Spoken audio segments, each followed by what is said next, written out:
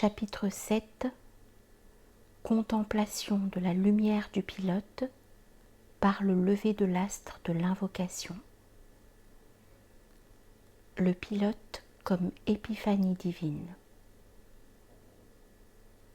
Dieu me fit contempler la lumière du pilote et le lever de l'astre de l'invocation. Il me dit, c'est sur lui que l'on s'appuie. Il est la directive que l'on ne peut refuser. Il procède du domaine de la majesté et se manifeste dans sa demeure. Aussi prends garde lorsqu'il apparaîtra.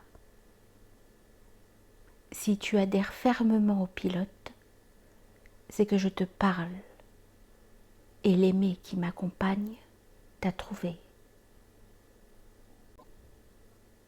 On ne peut déceler le pilote que dans le giron du ciel et son oscillation, lorsque se déplacent les montagnes, lorsque disparaissent les deux pieds de la miséricorde et de la tyrannie, lorsque sont abolies toutes choses mortes et que subsiste toute chose vivante. Quand le pilote se présentera, prends garde à la dénégation. Nous les avons détournés progressivement de la contemplation du pilote lorsqu'il dépassait la limite par un contentement trop manifeste. C'est sur le pilote que repose la pleine évidence. Alors honore-le comme il convient. À son apparition, la manifestation du soleil devient plus intense. La lune s'efface, les étoiles pâlissent. C'est vers lui que se fait le retour. Diversité des vocations spirituelles.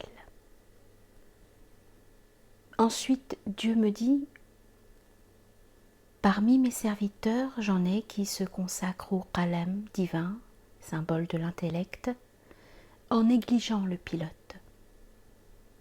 J'ai d'autres serviteurs qui se consacrent au secret du cœur en négligeant le cœur. J'en ai d'autres qui se consacrent à l'arcane caché en négligeant le secret. Et j'ai des serviteurs qui errent continuellement. Range-toi donc parmi les serviteurs que tu préfères. Le pilote est une partie constituante de l'instructeur. Or, tu es désormais au-dessus de l'instructeur. Alors qu'as-tu à faire du pilote? C'est sur toi que compte et s'appuie le pilote. C'est vers toi qu'il regarde. Et c'est à lui que s'attache le compagnon du rocher.